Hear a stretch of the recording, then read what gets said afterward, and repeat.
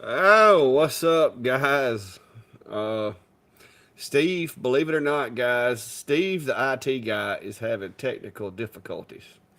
So hopefully he'll make it here shortly. We've been, I've been waiting on him, but it looks like he's running a little bit behind.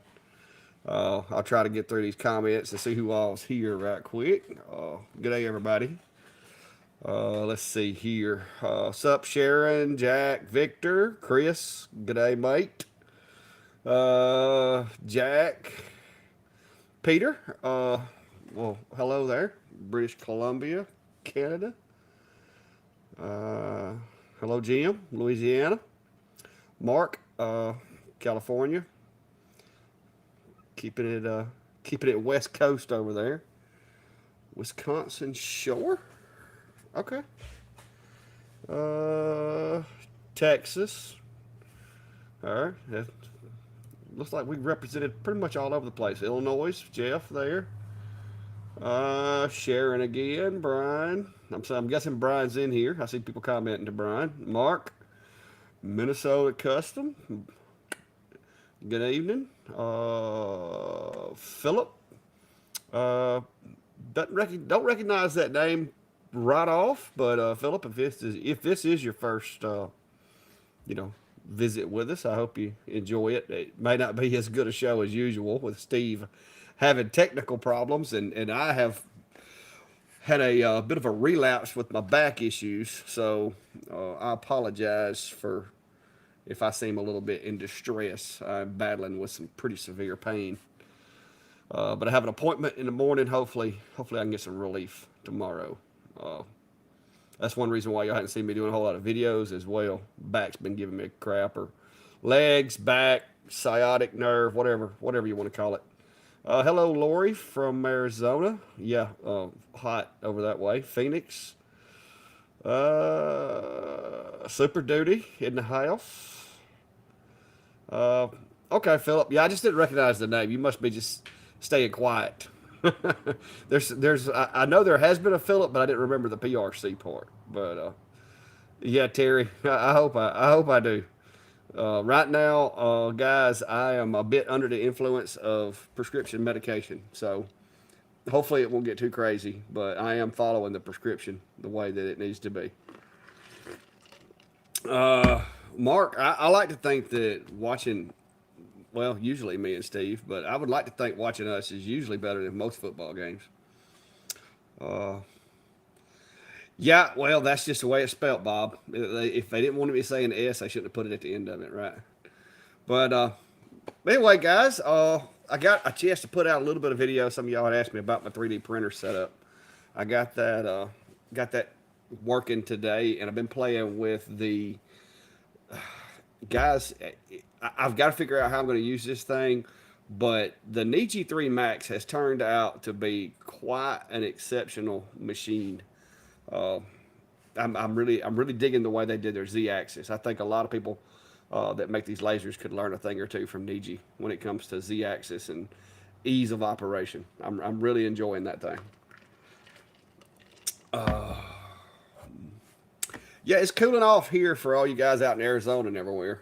You guys up in Alaska, it's probably already getting cold up there, but it's not as hot as it has been. Des Moines, Des Moines, yeah, yeah. I've heard that one said enough. I guess I automatically just leave the S out on that one. Sorry, Des Moines. But that's because I've heard other people say it. Uh, it's just one of those things. And guys, I am scooting all over this chair trying to get this thing to quit hurting. So I'm gonna be moving around a lot. Y'all just bear with me. Questions, comments, concerns. I've seen some of y'all been doing some pretty cool projects that y'all shared in the Laser Engraver community page. And if you haven't joined that already, guys, go check that out. I know most of you said you've been here before, then you're probably already aware of it. But if you aren't, then go check that page out. I put that link right there. Or, well, I don't think it's clickable, guys. Sorry about that, but just go in there and search for Laser Engraving Community, and it'll pull up. But some pretty cool work being put in there here lately. Some of you guys have really stepped it up with some of these sleighs. North Alabama Steve is having technical difficulties. He's trying to work around, but something got updated on his computer and it has got him. His camera's not wanting to connect. So, but he's an IT guy, so he should have this. He should have this resolved here shortly. Uh, but I do know he's been. Well, he may be out there with his safari outfit on looking for those crickets. but but yeah, he says he's trying to get here, but he's just having troubles. So if anybody knows a good IT person, he could probably use one about now. I told him to restart it, and that usually fixes most problems. But I don't think that did it. Question here. Well, since I'm the only one here, I guess I'll take this one. Uh, but wait a minute. Who is this guy? This guy has just appeared down here in the corner of my screen. He's fidgeting. So he has his camera fixed. We'll just see if he gets everything working. He'll be here in a minute if he is. Uh, Filament storage. I'm not a 3D printing expert by no shape, form, or fashion, but so far I've got mine inside the house, and typically speaking, inside a house, if it's air conditioned with a heat pump or whatever, you should be fine. It's going to keep it down around 40-ish or lower, depending on your part of the world. The folks out in Arizona, of course, they probably don't have a problem with their filament getting too humid. They could just take it outside and put it outside for a little while and it'd dry right out. But here in the shack, it is currently 40% relative humidity. Oh, there he is. Yes. He made it. Barely. Oh, I hear you. My little light over here is flickering for some reason. I'm glad you made it, Steve. I was beginning to stress. But they do sell dryers for that stuff, and we discussed the other day, whether you get a ammo can or a plastic tote or something like that, and put some of those dryer beads in there with it. Hornady makes one that's made for like gun safes, and this thing I bought me a new light, guys, and it is flickering to no end over here. But yeah, I would agree dryer is better. But at which point humidity starts causing a problem, I haven't got that much experience with it yet. So, but anyways, that's my take on it. I think Steve, we agreed on that last week. As long as they're asking about filament for 3D printing, and I basically said as long as it's Filament in your is house, bad. as long as it's in your house and your house is air conditioned, you should be fine. It should be really great if you live out in Arizona. Yeah, yeah. In Arizona, it might get too dry. All right, Steve. Everybody wants to know why you were late. So I'm having a day. That's all I can say. I don't know. I actually sat down. I've been shuffling some things in my shop, and down in my basement shop, I actually went to your favorite pizza place and picked up some. They're these kind of like they're meant to. They're like I think they're like a vinyl type, a thick vinyl kind of puzzle piece flooring that you might put in a garage or something. And so I wanted to put that down on the floor in there as I'm kind of reworking it, which has been going okay, but it's a lot of up and down on your knees, and my back is not too happy with me for that. And so we share. I was just like that's torn apart, and there's crickets and it's raining, so I didn't want to be out in the other shop. So I was just gonna hop on my computer here in the office, and I even sat down about 6:15, started messing around with it, and I was like, well, I'll see if I can get Streamlabs to work as well. And all of a sudden, anything but the streaming software was seeing either camera, and I'm like, what is going on? So I finally had to crawl under my desk here, unplug. I even rebooted the computer a couple times, plugged and unplugged the USB camera. It finally decided to free up, and here I am. So, yeah, it's been a weekend. It's been a day. So, but I'm here. Yeah. I'm in a Well, somewhat comfortable chair. yeah. Well, we want you to feel at home, Steve. See, here's the thing. When we're doing the show, I've got my noise canceling headphones on. I don't hear them. So, um, so yeah, I mean that's more here. I could just try to play some myself, but I'm not sure that would work very well. Yeah, see, it sounds like you're back out in the shop. Fix it Yeah. right up. Well, But no, yeah, I do still have crickets out there. I was out there the other day, and I was like, ugh, they're still there, but everybody was wondering if you were on safari hunting for crickets. not this week. Not this week. No. Wow, that's awesome. Yeah, seems like everybody else. Like I said, a lot of these guys may even know way more about this 3D printing, but everybody seems to be agreeing with us on dryers better, but household should be okay. So, but yeah, I yeah, we should just do like a DIY dryer setup, for filament or whatever storage with the beads and everything. I mean, sure. They make containers and dryers and things that aren't terribly expensive that you can, if you're really having trouble with your filament, you can add that to them. But Yeah, yeah. Alabama said if you can't get here on time, just get here when you can. No, I think I think you're in your basement, right? You've just changed the angle of the camera. this is actually well, I'm in the basement, but I'm not in my shop. So this is kind of a computer room that I use for when I'm working from home for real work, and then kids got a computer right over there and things like that. There's a 3D printer or two behind me. Oh, look at you. So So exactly how many places to work do you have, Steve?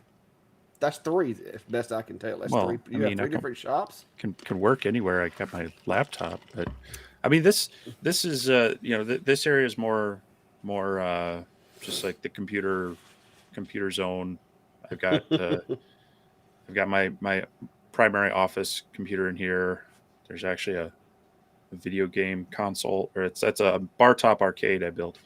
Like I said, the kids' computers over there. We used to have a TV here with some consoles, but that's just whatever. But so I mean, yeah, I mean, I can do office stuff in here. I could 3D print in here, but I just have the two working areas outside that. So Yeah. Well, it does add to the dynamic with the whole NASA thing and the 3D printer in the background. That's something new. I didn't even know you had that space. So cool. Question. And I tried to voice these questions out because people have brought it to my attention that some people listen to us as a podcast. So if y'all hear me reading the questions, that's why, guys. Says she's recently started timeless fabrication and struggling to drive sales. What do you suggest? What is timeless fab? Okay, my ignorance is showing. What is timeless fabrication? uh, yeah, Okay, I'm so not up on maybe that one.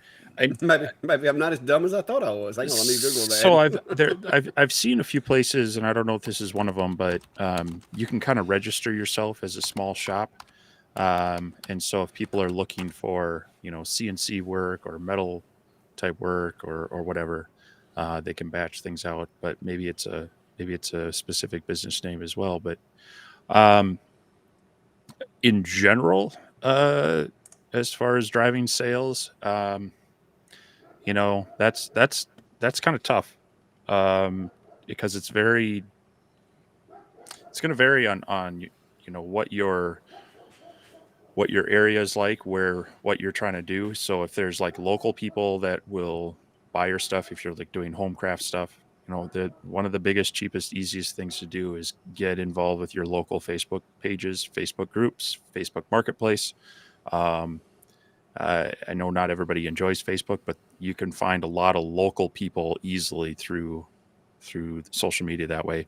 And with that, if you have local craft fairs, local farmers markets, if there's any sort of places that you can do like a pop-up thing with another business, you gotta kind of get involved with maybe a local business group. Like I know Clack's talked about theirs, and Clanton seems to be pretty active and supportive. Not all of them are. I've heard some people say, yeah, I joined and it was a good old boys club kind of thing. So it's not always It's Yeah. again, it's going to be dependent on the community you're in, but that's uh, unless you've got good connections with someone that can help you break out in your niche. That's kind of what I recommend people just make a number of things, share it on social media, and then start you know sharing with get family and friends maybe to share that stuff, join some groups to share that stuff. Just do it politely. Any group you jump into and you just start bombarding them with, "Hey, look at me, buy my stuff." It's not going to go too well, but um, Yeah. that's yeah, I mean, they're called side hustles for a reason. You got to get there and do some hustling. Um, so Yeah, well, pretty much the same way as far as how I got started, and it's kind of coincidental because y'all know Klein has started doing his thing, and I have been kind of like helping him along the way and helping him promote some of his stuff. And he did this really cool mailbox engrave this past week, and he's starting to see now. He's been doing it for several months, but he's starting to see jobs come in, and he was telling me the other day, coming from just doing it to learn to now he's actually got jobs coming in. And all he's using, guys, is Facebook, his own little page. Get your friends and family, share it out. Do some good work, get it out there. Uh, Giveaway stuff is always, I mean, yeah, you lose a little money because you're giving stuff away. But at the same time, if you go into a local business and let's say it's a pub or a restaurant or something, and you do some coasters or something like that for them, or some bottle openers or something, and just show it to them. If nothing else, maybe that'll help them remember your name for themselves or another business. And like Steve said, find your local chamber of commerce, merchants association of some sorts, any kind of groups that like where they have a I guess you would say like a sales organization. And then, of course, the free stuff with Facebook and all that is definitely a big thing. And yes, there is, like Minnesota said, there is a lot to be said about a Google page. If you set it up properly and put all the information out there, you will get a lot of traction with that. I don't have a physical storefront, but looking at my Google Analytics where people are searching for my business, sometimes it's a little scary because my shop's in my backyard. So, it's amazing how many people actually Google the Clack Shack or Google something, whether it be laser engraving, woodworking, or whatever, and it brings them to my Google profile. So, mhm. but there's a lot of good content out there as far as the business side of it. But you just gotta dig through it. But yeah, Philip and Chris and everybody, I think that may be the name of the business because I Googled it and I'm not seeing anything. Y'all excuse me, like I said, I am having to relocate periodically due to this extreme pain that I got going on back here.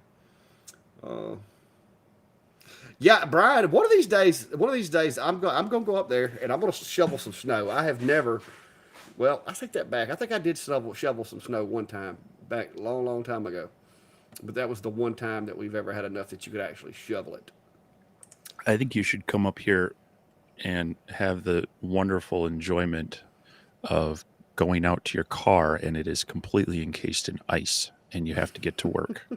That's what I think you should experience. Hey, I did that when I went to a blizzard one time up in Kansas City, Missouri, several years ago, and it was like that. Like we had to keep a propane torch to heat up the locks so that we could unlock the truck. Yeah. Yeah. That was pretty bad. Yeah. Shoveling snow. I mean, I'll take shoveling snow any day over dealing with ice storms. So, yeah. Anyway. Yeah, Mark apparently is having that same little issue that I've been having with Lightburn not saving the camera calibration. Uh, I don't know why that is. I don't know why it does it, but every now and then mine will do the same thing. I had to recalibrate the big enclosure twice when I changed the machine out the other day. Uh, but I don't know the fix. Only fix I know is just keep doing it until it sticks. That's what I've been doing. Uh, But I have started doing the first half of it and then saving that and then going back and doing the other half instead of just, going from one to the other. So here's a couple questions. that are kind of strung together. ETLCs asking, I have two questions tonight. First, how do I prep a non-coated stainless tumbler to get a nice dark logo for his business?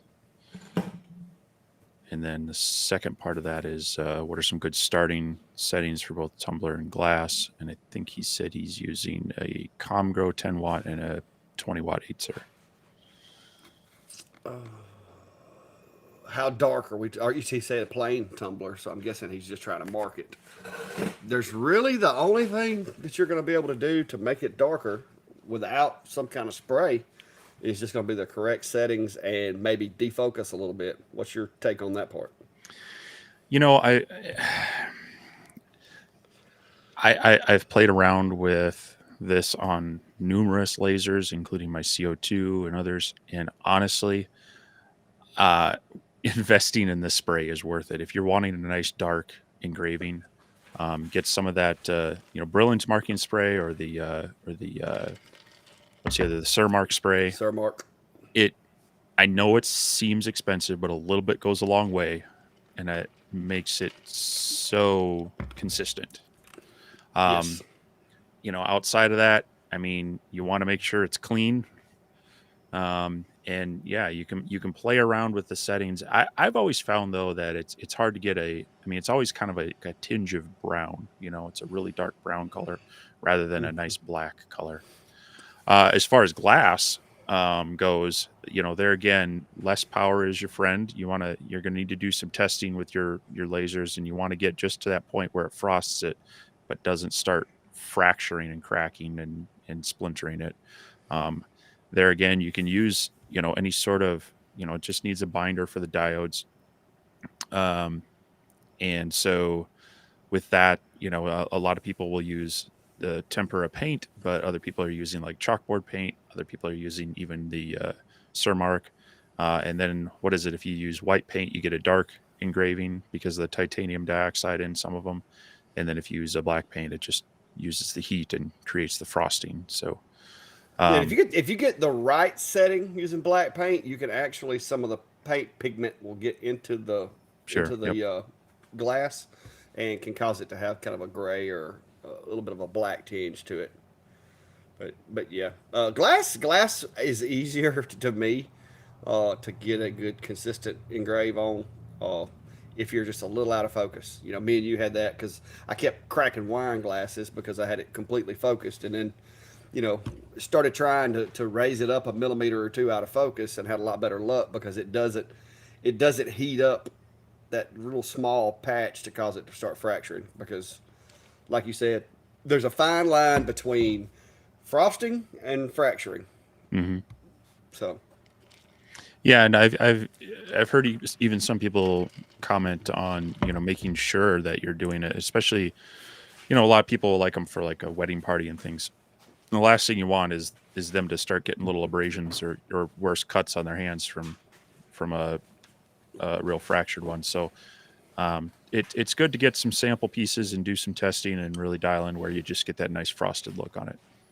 yeah, see, this is a glass like tile that I found, like a backsplash tile, and it's hard to see with the light coming from that direction. But where's my flashlight? Hang on.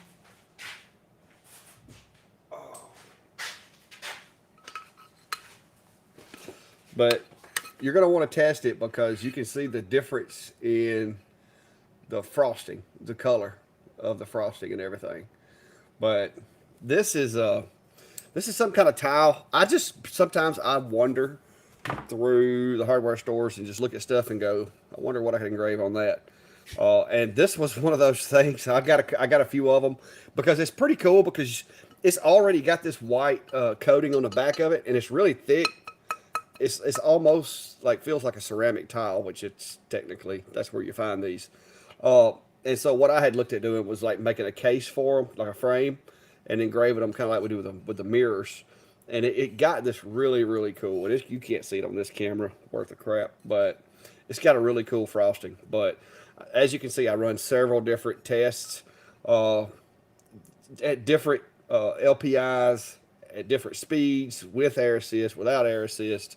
There's a lot of variables, and test and do some more testing. So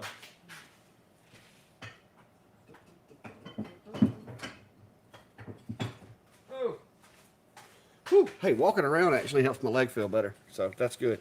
Yeah, it does. Yeah. Well, like I said, I relapsed bad, man. I considered myself to be about 80% cured from my back problems, and then overnight, bam, and I'm right back to phase one. So, Yeah, well, that's why stretching and exercise is good for them. wow, 10,000 millimeters a minute. How fast is it? 60. Hang on, calculator time. Mark, yes, I've played with Brilliance on the diode lasers and have gotten it to work. Caveat being that I think it's mostly been with my 20 watt and higher, maybe with the 10 watt, but um, your mileage will vary a little bit on some of that. But yes, I've gotten it to work with um, well, in any of the rotary ones. I think the Atom Stack one I did last, there's some just cheap stainless steel cups that I picked up on Amazon or Harbor Freight or somewhere, and used the Brilliance marking spray on there, and it worked out really well. Brian, I had to do some math on that because I wasn't sure how fast that 10,000 was, but that's showing that's only 130 millimeters per second, if I'm correct. So you shouldn't be having those problems. Well, it's actually faster than that, but let me see here. 10,000. Yeah, math's not my thing. 166. So it's 166 millimeters per second. If you're getting that kind of vibrations, Brian, I would say check your concentric wheels because, and I will tell you this. This is something I learned accidentally with the Acer. They're a little finicky to get adjusted, but my recommendation, and this is my recommendation, you know, if you want to do this, great, but this is how I did mine, and it works flawlessly for me. I took the belts off before I adjusted the wheels on the gantry. That way, any vibration, any tension, any slipping, or anything like that, I knew was the only thing it could be was the wheels, and I adjusted the wheels with the belts loose. Once I got the wheels eccentric nuts adjusted the way I wanted them to be adjusted, then I put the belts back on, tensioned the belts, and adjusted the timing. So that's what I would recommend because that's what I did with my V35 when I first put it into service, and it's running great. It hadn't had any problems, but it sounds to me, Brian, like you've got one of your eccentric wheels or eccentric nuts is a little too tight, and it's grabbing periodically, and that's what's causing that shuddering. You want that thing to just smoothly glide.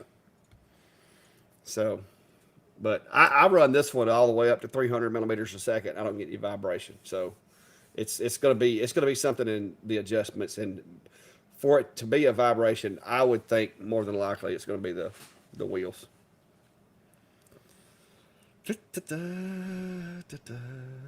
Yeah, Chris, I agree. Cheap glass burns better than the expensive stuff. I would second that opinion.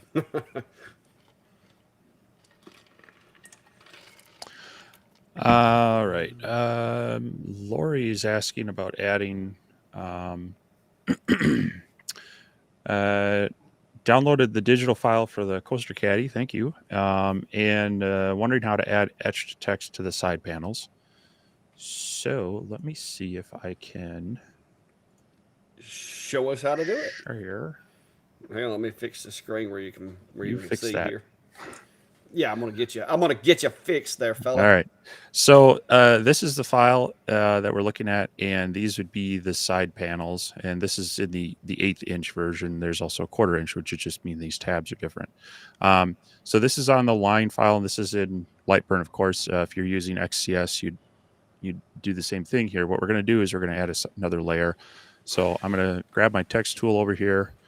We'll just put in some sample text there, and then just come down here and select another layer, and we're going to change this to fill.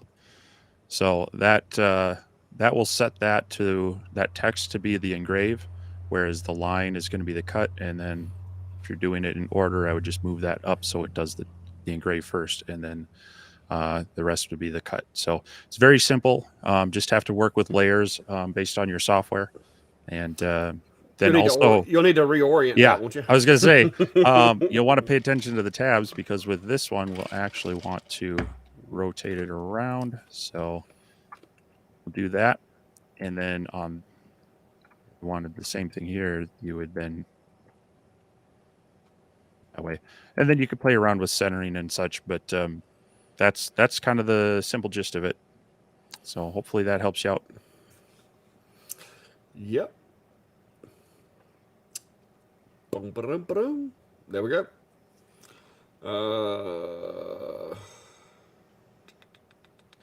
Still looking through comments here. Look at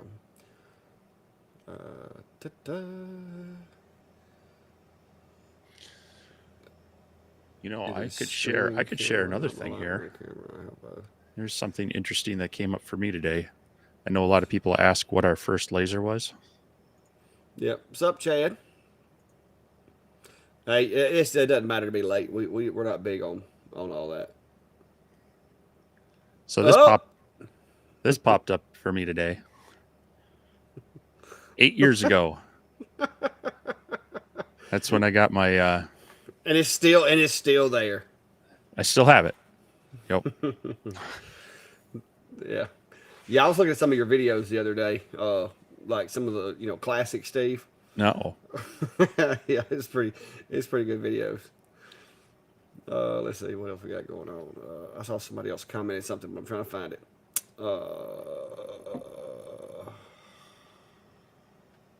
Uh-oh. Apparently he's still having a loss of power with his machine. Oh no. I think Bill, remind me what that was. Was that the Acer 35 that you're working with? And I'm assuming we checked the S value. Well, it's been kind of a slow loss power, but that not necessarily something we've checked. Well, I think we mentioned that to him last time, and I think he said, I think I recall him saying that it was set correctly. So, but yeah, I haven't had a problem with, and I run the mess out of my machines. So unless you've managed to get something up in that first lens, or just maybe got a bad module, I don't, whatever. Yeah, I saw that too, Chris or Brian. I saw that. I was going to not comment on it.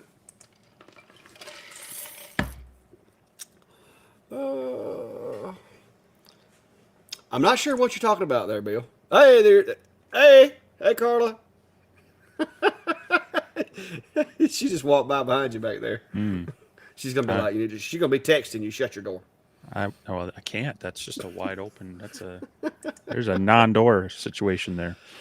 I'm not sure what you're talking about there, Bill, but yeah, I can't be using NCIC for stuff like that. That get me in trouble. Oh, Alco Laser Delta. So what's your thoughts on that one? I know you have the Alpha also, and I do, and from what I can tell, it's an improved version of the Alpha, but I think the basic mechanics of it are the same. It's a little bit bigger, I think. Yeah, well, I was talking about as far as the way it's designed, the wheels, the that, steppers. I think all that's the same. Yeah, other than that, I mean, the Alpha was a fine machine. I liked it and still have it in my shop down here. And the Delta, I think the two big things being from what I know, it's a little bit bigger. And then also that offline controller looks decent. I'd love to play around with one like that to see, because I'm always a little like, yeah, you can kind of do things with the offline controller, but not necessarily everything. That's one thing that I like about my CO2 is you can actually load it. It has some memory in there. So I have a number of jobs that I frequently run on there. Well, not so much recently, but back when I was doing my model airplane stuff, running the foam flight stuff, I had some files on there that I would run frequently. I could just bring them up on there. I could move things around, set origin, and that touch panel was really handy. And that's one thing I've kind of missed on most diodes is, they might have a basic controller, or they've got the app on the phone that's kind of, okay. But yeah. I always just like, okay, I'm hooking up the computer to it anyway. Now that being said, I've been messing around with that F1 and using it wirelessly through XCS, and that's actually been working pretty well. But you don't really do a lot of setting your home origin on that or anything. But um, yeah, I think that would be the biggest thing is looking at that touchscreen and the offline controller options on there for people who might have frequent things they want to run. Yeah. Yeah, Christine, I'm trying to. I'll look back to see if I could tell whether you had stated or not. But what kind of machine are you talking about? I can tell you which, if I was guessing, with the laser head slipping down while you're working. I know one machine that had a lot of problems with that for a while. If you don't tighten the screws, the D1 tended to wear after a while. And I've heard some people complain about that. But there should be some type of mechanism to hold that thing in place. And it may just be because a lot of these companies put little tiny screws on there that are, yeah, I figured it was. That the way the D1 connects to that dovetail in the back, it doesn't utilize a lot of surface area on the machine to hold it. And as that wears, it tends to get a little slippy. Tends to slip a little bit. But basically tighten it really tight, as tight as you can, safely do, and just kind of move it a little bit to make sure. Now you can pull that lever out and adjust it so that you can actually change the amount of tension. Hey, Carla, you can change the amount of tension to it. If you look in my D1 video that I did, or you can just search it, but you have to pull out on the handle, raise it up slightly, and then release it, and that'll give you just a little more tension, and that may be all that you need is to just adjust that to give yourself a little more tension to it. Yeah, I like that they changed that to kind of a triangle knob from the original. That makes it a little easier, but you do have to you have to get that set just in the right spot. Otherwise, yeah, it won't tighten down quite enough. So do Yeah. just what Clack said, and hopefully that'll work out for you. And Brian said Carla's gonna make you put a barn door up.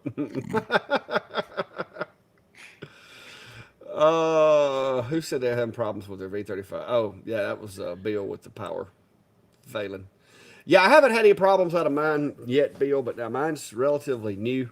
I've run it quite a bit, but so far it hasn't worked. It hadn't worked. It hadn't lost any power that I've noticed. Yeah, unfortunately, there's not a whole lot that you can do if it's losing power. It's either lens or it's the diode modules itself on the inside. Only other thing that I mean is power. Maybe the power supply. If your power I supply is mean, starting to could lose power, maybe. could be, but yeah. Uh, oh, there's a cool one. I think I know what this one is. When I connect the laser module and turn it on, the laser comes on by itself. Wow, that sounds like a cross-wired situation. Um, It sounds like power wires are mixed up. yeah, well, Is it possible that you put the plug in backwards? I don't know. How hard would that be to do? um, Ooh, somebody needs to clean their laser. no, I was just thinking there are a few lasers that will have that on. I mean, is it, Russ, when you say that, is it coming on like really high power or just a low power beam? Like the framing beam or something? Because if something's messed up in the setup, like there, like with the Niji, that comes on all the time on low power. Yeah. If something got messed up in the actual profile of it, that it could be sending it that information to do that. Yeah, the Acer V35, from my experience, the V35 or the P20, they don't just automatically come on unless you have the fire button on in Lightburn, and then it'll still time out after a few seconds. Right. Uh, Bill, that would depend heavily on your level of technical skills. If you had a 24-volt module and had it wired appropriately, there really isn't any reason why it wouldn't.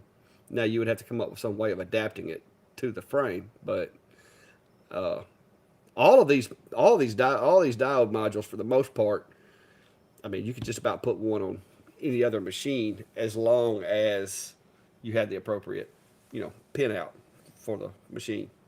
It's like me and Steve have the two Nijis that we have. It has the exact same module, and the E80 module is actually used on a lot of other machines. It was the other one was the 4020. Wasn't that the one that was like on a lot of machines?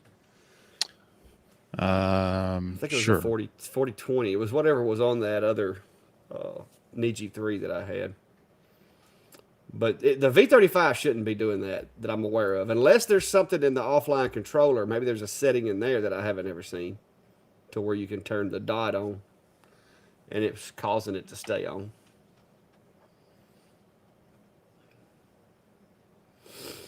Hello, Sleeper Hound.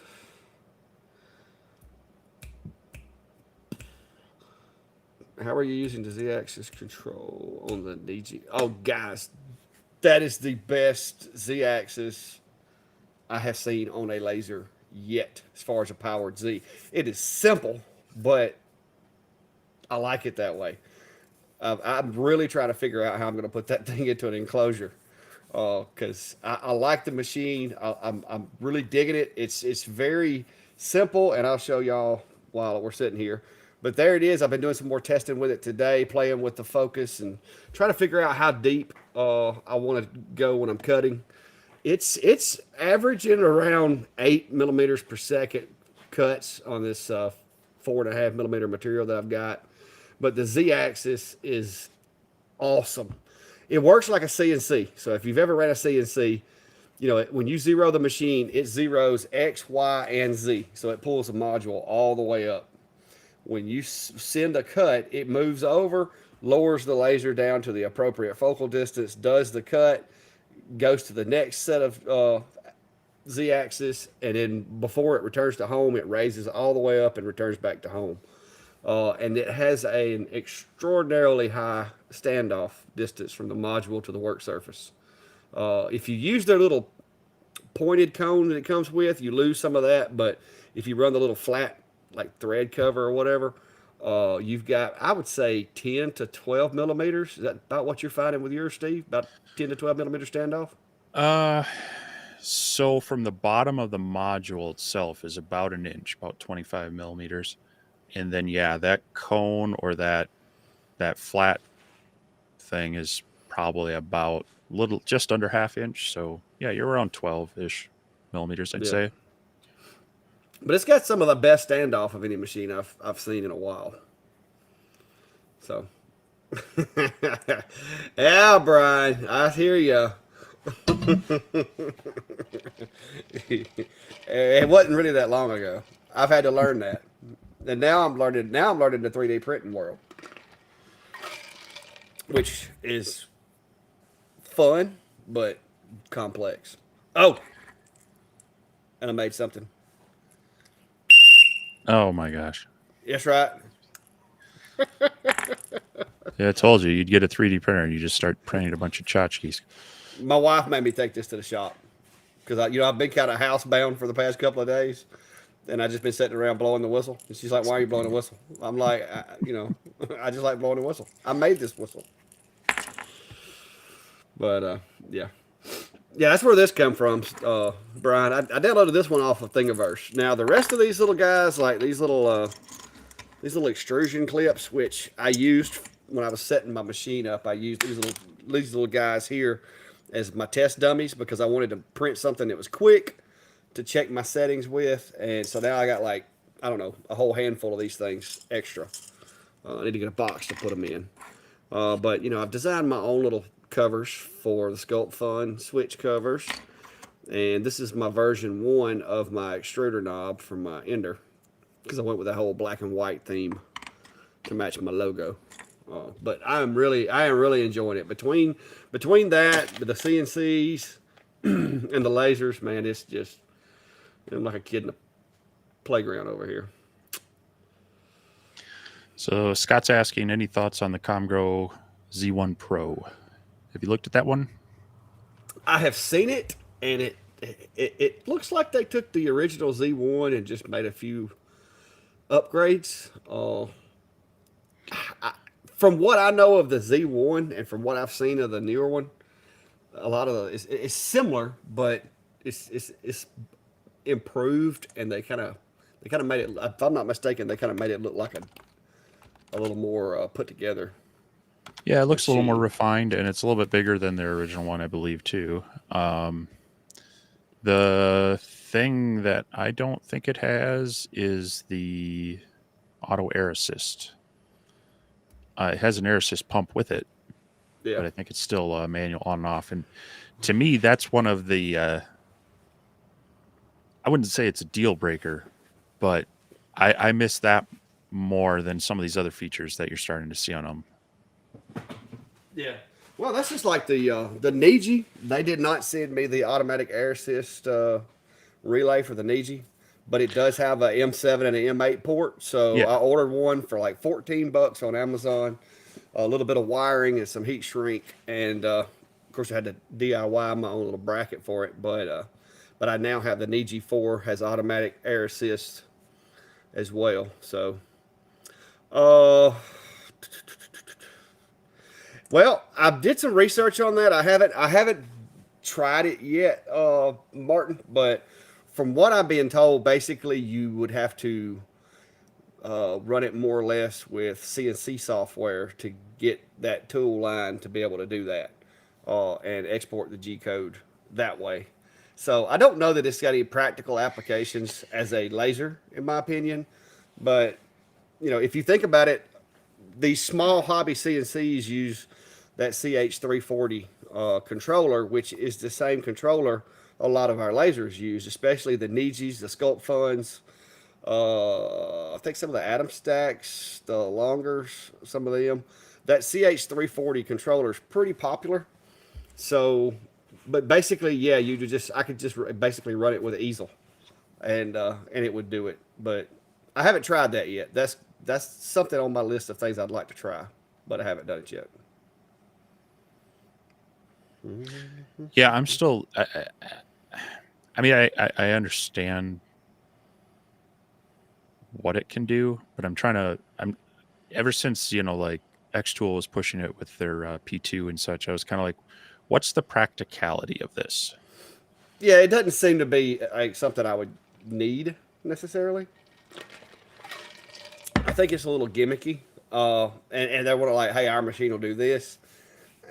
Okay, I've never really had a situation where I needed to do that necessarily.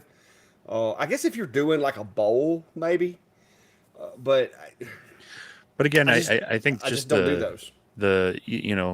I haven't seen it in implementation where it doesn't take way more time than it's worth to do that.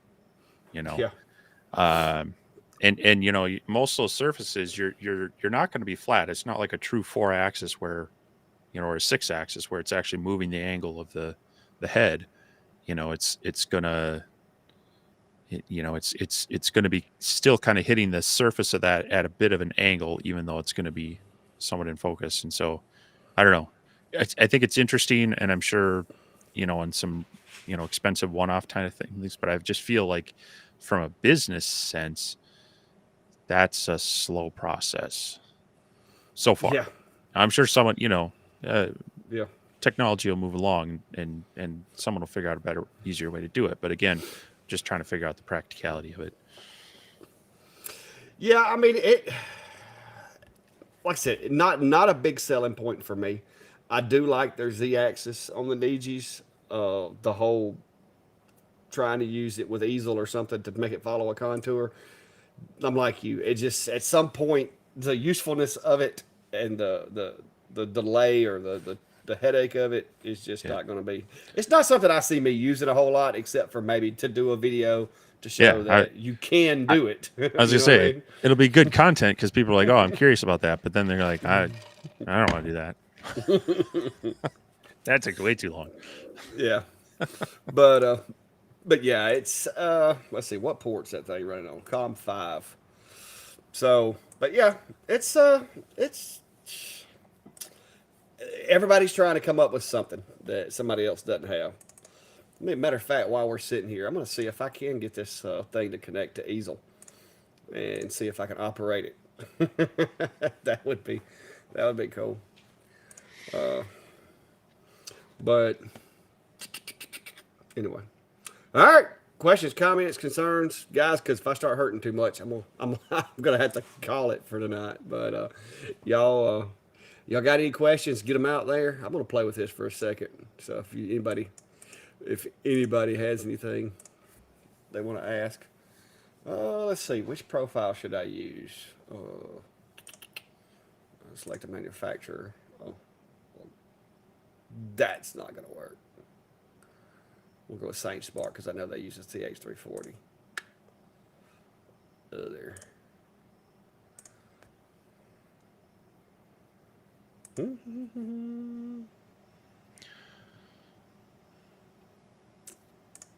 was trying to find. All right. Somebody was commenting they used my drop test to do some wood cutting. Let's see who that was. Oh, yeah. Lori. Yeah, Lori, I try to keep things simple. So that's kind of, that's kind of where that came from.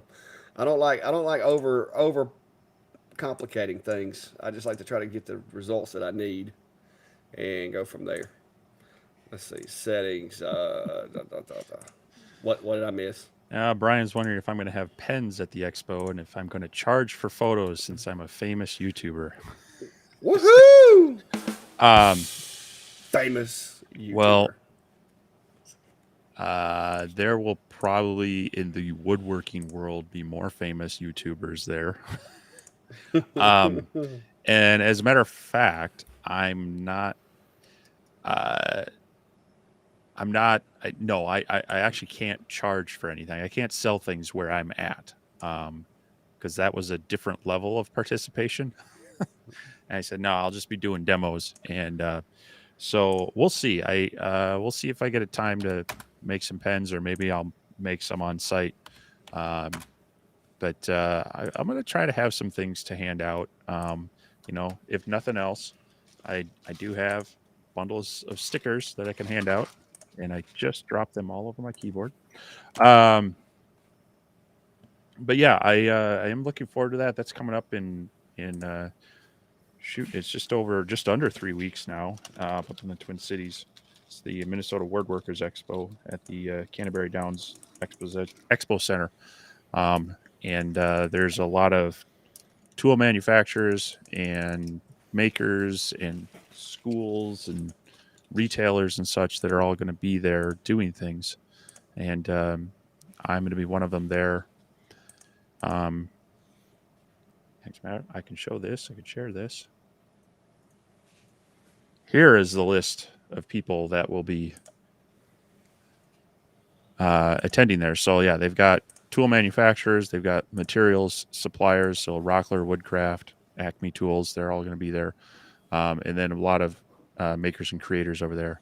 So if you're in the Twin Cities area or want to come to the Twin Cities area in middle of October, I promise you it's going to have weather that may or may not be cold. So it's looking like a pretty good event. So I'll be there with. I don't know what I'll be able to bring. Now I did end up getting some air purifiers. I've got one from Monport and I've got one from Xtool. So I should be able to run some stuff even though this is indoors. And I was testing one out today to see how well they work. So there'll be more info on that to see how well that works in the short term and the long term. But I should be able to run some real demos. So I'll be there with at least a diode, maybe a fiber or two. I don't think I'll be dragging a CO2 along just because of the complexities of that. But there to kind of show people what you can do with it. Just talk with people, hang out, and hopefully do some walking around myself. So Neat. Well, I hate that I'm not going to be there to see this thing. I really would. Yeah, no, it's a growing event, and it's looking interesting this year. I'm excited to see how it they've really pushed hard to get um, more of everything. So I'm excited to be a part of it and attend it. And um, but yeah, you should come up. Yeah, yeah. I don't think so. That's a long ride. That is a Yes. long ride for me. Scott says Lightburn is rumored to announce CNC support next month, and yeah, unfortunately, I'm not going to make it to um, Lightburn Experience. That's in Peoria, Illinois, coming up in just boy, it's like it'd be 1 month because it's the last weekend in October, and they closed registration a week and a half ago. Unfortunately, I've got some things going on that week that just means I can't get away for that. But they are having some sessions there talking specifically about CNC, put on by, from what I understand, are employees or people well connected with Lightburn. So I would imagine that they're likely going to kick it off there, if not right around then. So I'm curious to see what that looks like. I've used VCarve Pro for many years and it works well, but I understand that not everybody wants to make that heavy of an investment right away, and especially if you're coming in from the laser world and you're comfortable with Lightburn, that would be an easy kind of slide over into CNC, depending on how it works. So that's all going to be how that's going to be the big question is how well does it work. So I'm excited to see that. I imagine it's going to be it'll be probably an add-on license, kind of like the fiber and then the Rita versus the diode, the G code stuff. But hopefully, if history holds true, it's not going to be an expensive add-on. Cool. Yeah, I'm kind of curious to see what they come up with too. Because especially now that I am in the kind of into the CNC stuff, uh, I kind of want to see what they're gonna do with that. Mm-hmm. But let's see here. Yeah, Jack says everyone likes watching making the coins, and I'm sure they will. Um, and I'll probably bring some of that too. But knowing that this is a woodworkers expo, I want to be able to kind of blend both. I don't want to just bring non-woodworking type things, but it's also something that's a little bit easier on the ventilation. But so I've got some copper blanks. I saw your video on the zinc coins, so I might, if I get some time, I want to play around with that as well. But I also need to make sure I have, some sort of enclosure visual protection that allows people to maybe watch but not, get blinded. So that'll kind of also kind of direct what I'm able to demonstrate at the event.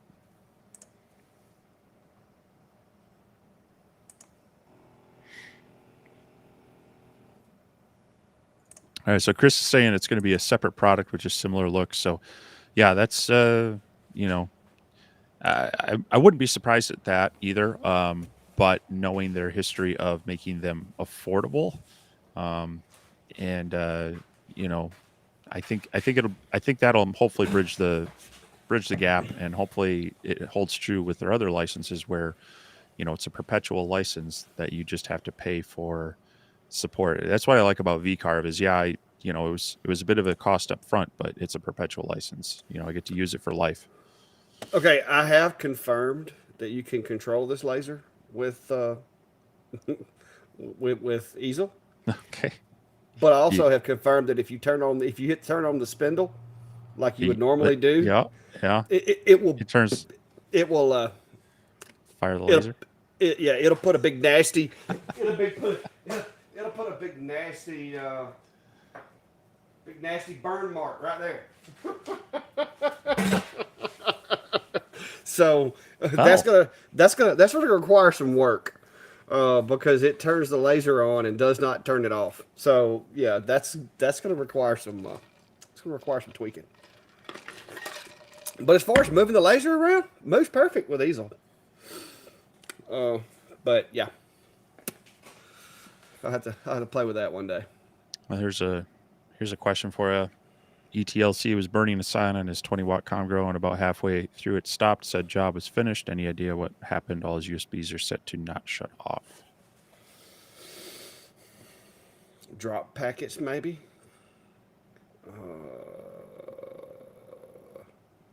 Yeah, I mean, the only thing I can think of is maybe it timed out on maybe the baud rate. If you check that to make sure that it is correct for communicating with the laser. Did it disconnect from the computer, or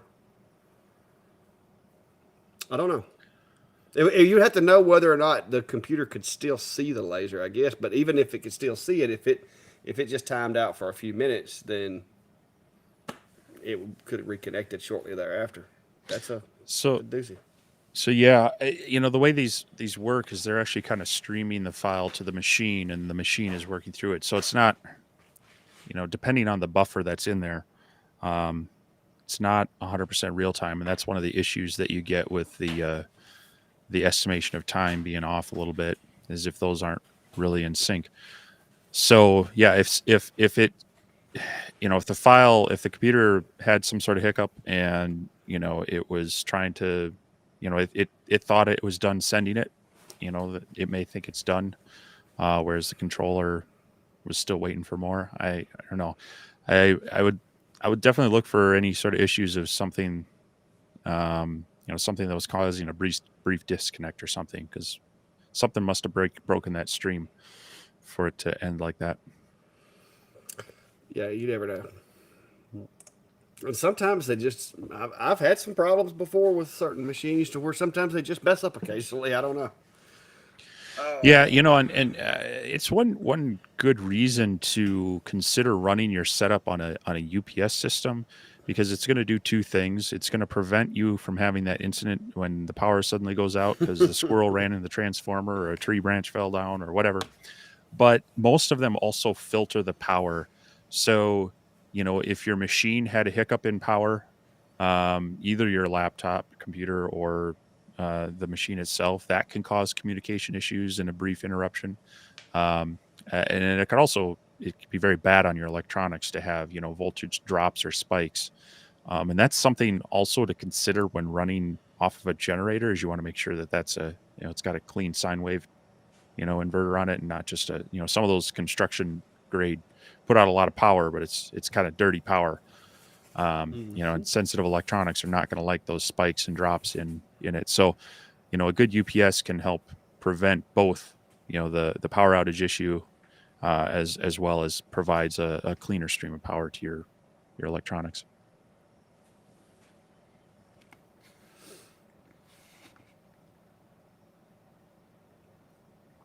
Ah, Oh, I got you there. I got you there, Bill. I Well, I I claim I was stalked. well, all right. Here we go. Let me take this. Well, it happened kind of like this, guys.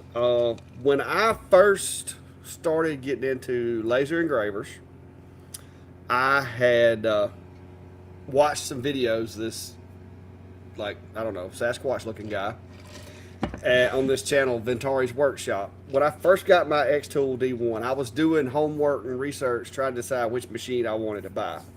And I watched a lot of Steve's videos. Well, then after I started making videos and putting them out there, I don't remember how it happened, but one of us commented on the other one's videos or something like that. I don't know if it was me commenting on his or him commenting on me, but anyway, we kind of crossed paths that way. And then so, we just basically started communicating, and like I'd have something that I was working on, and I'd message Steve, and so we wound up just basically decided, what, let's collaborate and answer some questions for people in a live, and we did our first live video, and then it just kind of stuck. I mean, and through the internet, we've become pretty good friends. We do have a lot of like shared experiences, both with, in the shops, working on the machines, dealing with the companies, content creation, and let's face it, guys, where I live, there's not very many people that I can sit down and talk to about, working with lasers and making YouTube videos. There's people that make YouTube videos, there's people that work with lasers, but there's not a lot of people that do both. So it's just, it started like that. And we've just, like I said, we've just kind of kept it going. I like to think that we kind of just bring the North and the South together. You know what I mean? Or the Midwest. I'm sorry, Midwest. Well, we're But we're north. There's parts of yeah, Canada that are south from me, so but yeah, it's like I said, it was just we just started working together on some of the laser machines, and then we just started collaborating on other stuff, and now if I've got something that stumps me, or if I'm having problems figuring something out, I'll call Steve, and then he can do the same. Because a lot of times we'll have the same machine coming to us, uh, and I'll get mine first, or he'll get his first.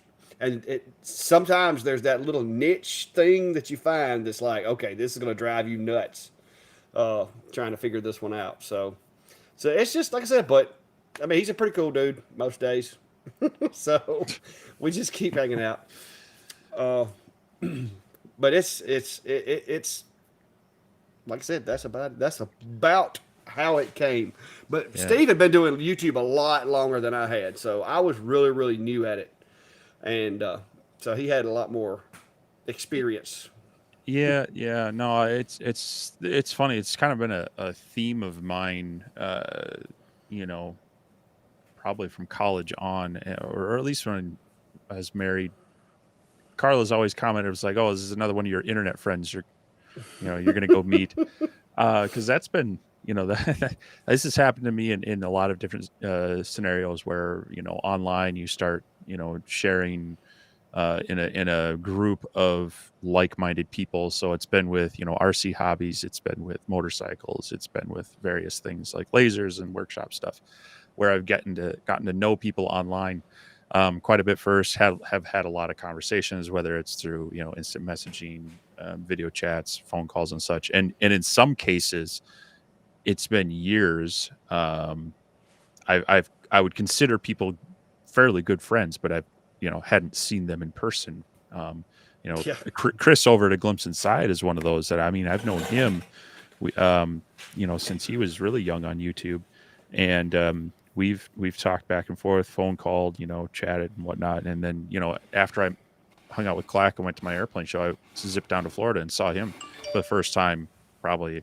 since 5-6 years that I've known, and kind of started calling him a friend and such. So yeah, it's been kind of a theme with mine as I end up finding people. But yeah, you're right. I tend to look around, and part of being engaged in YouTube is interacting with people outside your own channel as well. And I like to follow others that are doing similar things, like Clack and Steve with Hobo with Wood, and Steve Makes Everything, Rich, LA Hobby Guy. I try to support them as well, and some of that's just watching and commenting and whatnot. And yeah, I think like you said, I think you were doing a random live one night, and I just kind of hopped on and was answering people's questions too, and so we started talking outside of that and in this yeah, form. So yeah. But like I said, guys, it's especially in my current situation, and Steve's probably the same way. Is I go to work, I come home, and I work out here. So I don't like go play golf. I don't go to football games. I don't. I basically you guys. I communicate with you guys more than I do most everybody else around, other than my family. So it's just the way it is for me. I don't like I said, I'm not a big social butterfly when it comes to like hanging out on the weekends. I would rather spend time in my shop making things or doing something with the lasers or 3D printers than I would sitting and watching a ball game with 10,000 other people. That kind of stuff just doesn't appeal to me. Uh, this is my thing. yeah, that's definitely you experience it once or twice, but anymore, even movies come out that I really want to watch, I'll be like, I'll wait till I can watch it at home, relaxed, and I don't, even ones that I want to see. There's I was big Indiana Jones fan as a kid, and still haven't seen the latest movie. And I just, yeah, I've got other things going on, whether it's this or my model Yeah. airplane stuff. I'd rather hang out with a select few people that I really like than gobs of others. Oh yeah, But now don't get me wrong. When I was younger, I mean, I went through the whole going out with your buddies and stuff like that. But guys, working in the shop is my therapy. And doing what I do and working with the public and dealing with some of the people I have to deal with. At the end of the day, to be honest with you, the last thing I want to be doing is sitting around with a bunch of total strangers around me. Because the ones of you that don't know, my job and what I've done in my career with law enforcement, I can't go sit in a movie theater and watch a movie without, every time a shadow moves or somebody gets up and comes into the movie theater thinking, okay, here it goes, or sitting in a restaurant or something like that. And you're always on guard because you feel like it's your job to make sure if somebody comes in that room that you address it. And especially when you have your family with you, my family knows get low, go to cover, you know, don't look for me, I'll find you later. But, you know, that's the kind of stuff when I'm in a public place, that's the kind of stuff that goes through my head. And I can't, you can't cut it off. And so being in large crowds and in public, it's a little taxing because you're constantly evaluating, looking at for bulges, looking for, concealed weapons, looking for body armor, looking for it is exhausting when you're in a crowd of 10,000 people.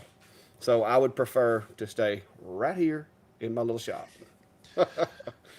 I, yeah, and I mean, I don't have quite that level of response. My responsibility is far different. I'm a CIO and director of IT services for a local community college, and part of the state system of colleges that we get into a lot of stuff and we deal with a lot of people. Um, for me, there's nothing more satisfying than coming home and being able to work with something physically and see at the end of that, it's like, this is what I've done, this is what I made. There's so many days that I spend either in management meetings or in budget meetings, or even if I'm working on a computer, it's code, it's digits, it's kind of non-tangible things that you Yeah. can't like show someone, this is what I did all day and this is why I'm tired, even though I've been mostly sitting in a chair or whatnot. Yeah. It is definitely therapeutic to be able to get out into the shop, work with some tangible things, be able to you know I'm like a little kid, I'm like, hey Carla, look what I made. That's cute, why don't you go back and make something else. Yeah. Well, But it's like this, yeah, It's like you think of something and you're like, that'd be cool, and then you sit down and you make it, and it's like, wow, that's pretty awesome. It's that's just the way my mind works. Maybe I'm messed up, but obviously you guys are the same way, or y'all wouldn't be watching us talk. yeah. So um back to some questions though. Thad's asking, is the best way to learn Lightburn just by experimenting with it, trial and error? I would say to a point. You can't be afraid to jump in and just play, and you do have to plan. Even if you know what you're doing on a new project or a new piece of material, just plan. I'm gonna experiment and do some tests on it. That being said, I would definitely do a little bit of research. YouTube I mean, people joke it's YouTube University. You can get so much free learning online, and especially through things like YouTube, where you do have to vet the information a little bit, and you know be a little questioning of some more dubious things. Do some due diligence on certain things, but at some point it is just kind of getting in and experimenting. You obviously want to kind of get a basis of, this is something safe to do versus that's not safe to do, because there are some things you technically can do with lasers, such as cutting vinyl records, that you should never do with lasers. There are other tools that are better for that are going to be hazardous to yourself and your machine. That's an area where I would definitely not want you to be experimenting with, because it's at best it's going to ruin your machine. At worst, it's going to cause you some serious health issues. But yeah, it's a balance of, get some information to get you started, and then jump in and play around. And for me, I do best by like having a project in mind. Like, I want to make a gift box of sorts, and that gives me kind of the start of it, and then I'll start looking around at maybe ideas for inspiration of what I want to recreate, or projects that are out there that maybe someone could has walked you through it, or even has files that you could just start modifying yourself. So Yeah. Yeah, that's what I would recommend. Get in there, go get the basics, figure the basics out. Get in there and start working with stuff. And when you hit one of those little hard spots to where it's like, okay, I don't exactly know how to do this, then just go search it out and find it. Like I said, Rich over at LA Hobby Guys, probably one of the more plethora of Lightburn tutorial videos that you'll find. And Rich really knows his way around Lightburn. And then once you learn those two or three things, then go back and just keep. You're not gonna fully understand it, in my opinion, unless you get behind the controls and do it yourself some. But you do need to research and learn. I still learn things daily, uh, with especially now that I've started all these other little hobbies. But yeah, Brian, this is for the extruder for my 3D printer. It came with a blue one, and I went with that whole black and white theme on my printer, and so I didn't like the blue knob being there, so I went ahead and made me a white one. I built it in Fusion 360, and then took it in there and put it on the machine. So let me see if I can save this. I'll save this picture. I'll show y'all the picture of what my machine looks like for the ones of you that haven't watched my video. But there is a video that I did today, kind of about where I'm at with my 3D printer setup and how it's going. I did add the Sonic pad to it, which a lot of people was like, yeah, that machine that you've got is not going to be that fast, even with the Sonic pad. But guys, the speed boost was like my number two concern and my number two motivation for getting the Sonic pad. It was more so for me to be able to actually control the machine from out here. That was my main reason for getting it, and it's doing a really good job for that. So let me pull this picture up here. But yeah, there is my current 3D printer configuration, and right here, that's this knob here. But I did a version 2, which I did a little bit more playing with the detail. But I printed all these little slat inserts and so forth, and put my Clack Shack sticker on there. Just putting my own little custom flair on the machine. So apparently that's the thing that you do. Everybody's 3D printer I see has these cool accents and stuff. So I just did it. That, and like I said, I've been kind of bound to the house for the past couple of days trying to get this back straightened out. you're such a follower. Oh, I like it. I wanted a Clack Shack custom. It's just like, hey, look, check out that spoil board. Well, I kind of would have expected it to be orange, but no. Well, I don't have any orange filament. If I had orange filament, it might have been orange. Well, 10-9's asking, well, first off, good evening from Colorado. Is Lightburn superior enough over creative space to justify the purchase? Well, I've been using Lightburn since way before I even looked at diodes. So when I switched, what was it back then? Laserbox was what Laserbox Basic. Yeah. That was interesting, but I was kind of like very happy that I could still use Lightburn with mine. I've since been playing around with Creative Space with the F2 or the X2 F1, and it's decent. It's a good software to at least it takes away the noise, lets you focus on a few things, but that also kind of limits you a little bit in some of the capabilities and the customization of your jobs, and there's just the way it visualizes layers and other things. There's a lot more options in Lightburn.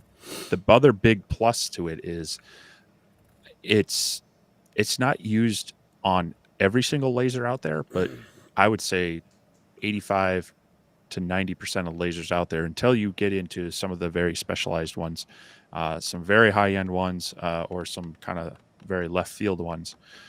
Lightburn is going to work with most lasers. Now you may have to change the the type of, you might have to upgrade your license for it, but um, like I can use it on my larger CO2 laser. I can use it on all these diode lasers, and I've been able to use it also on the fiber laser. Um, so if you ever jump out from, if you're looking to upgrade or replace your laser, and at the time maybe an X tool machine isn't the best fit for you, and you've already been playing with Lightburn, it's going to be an easy move to bring your files right into a new laser, and hit the ground running with it. So it's not, for the cost of $60 upfront, and then that's a perpetual license. That's fairly inexpensive compared to others. I mean, you look at CNC software, and I paid over 600 for VCarve. You could pay $10-12 a month for some of the others. So I think for the $60 investment on it, and the fact that it is used so widely by others, it's definitely worth it. Yeah, and like I said, XCS is a far cry from what Xtool used to use with LaserBox Basic. I mean, they have added a lot more Mhm. functionality to it, a lot more tools. But yeah, I'm the same way with you. See, I run different lasers, multiple lasers, and I learned Lightburn pretty early on because at the time, you know, LaserBox Basic didn't offer very many things. I did use it for tumblers for quite a while because it did a really good job with the X tool. But uh, but yeah. And as Scott just pointed out again, and I always forget to remind people of it, they have a 30-day trial on it, and that is the full software. I mean, it's not a limited trial. It's fire it up and do whatever you want with it. And so if you're not sure about it, watch a few videos, download the trial, try it out, and see what you think. Oh yeah, you want to talk about expensive? Go get some CNC software. I learned that one the hard way. Yeah. Woo. uh, Rob, I have figured out the way of doing it. I'm still trying to figure uh, other machines, other like things on the market, but I'm trying to get a video put together on it. I've actually got a jig system set up in my Monport now in the 40 watt, and it works really well. Now it is smaller, but basically, as long as you have a stationary base, the way that I've been doing it is just I'm securing the jigs to the base of the machine, just like I do with the other ones. But since like my CO2 doesn't have legs to secure it to, basically I have got me some index holes into my little table that holds it up, and I use these awesome little skewer sticks right here. I just break off a piece of it and basically use those as kind of like alignment pins, so that whenever I put one of those panels in there, it is always in that particular location. So if I make a jig and I go to put it back in there, I can open that file and it's already set up. And I've made a couple of them.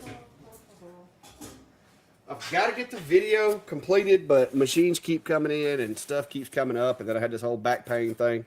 But this is the panel, and basically, these are my alignment holes that just basically in the file, those are already in there, and so then I just use these little sticks. But I have other options to include some 3D printed pins for different size honeycombs.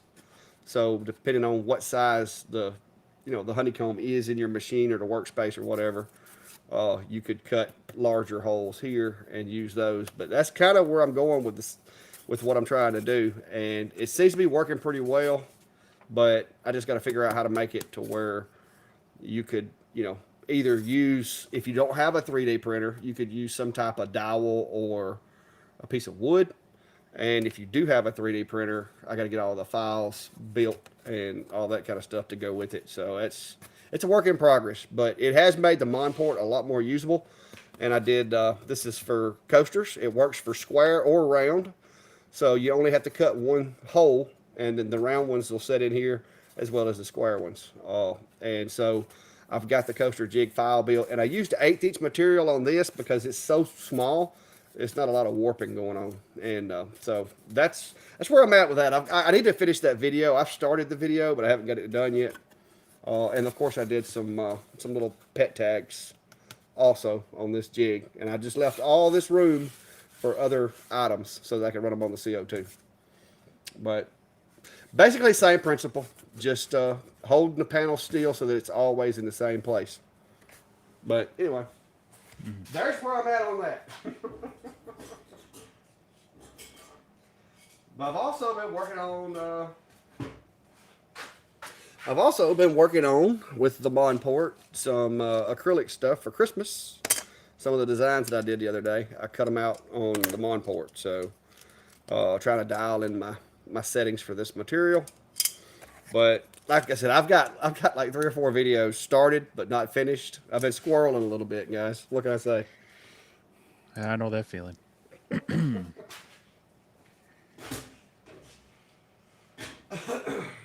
But yeah. But basically, it all comes down with the other machines is just you have to have a reference point built into the machine for the files, and once you do that, everything should line up perfectly. So we've got Forget Me Not Woodworks or Woodcrafts in here. He's asking, is anyone have problems with the LaserMaster 3 after adding the extensions? Now, that's one you did with Klein, right? Yeah, there's only one problem you're going to have if you don't fix it, and that is the fact that you'll have to hit the home button twice. That's the only problem that I know of. But of course, I knew that I knew to set it, so we actually set it before, uh, you know, before trying to use it. We went ahead and changed it. What kind of problems are you having for Get Me Not?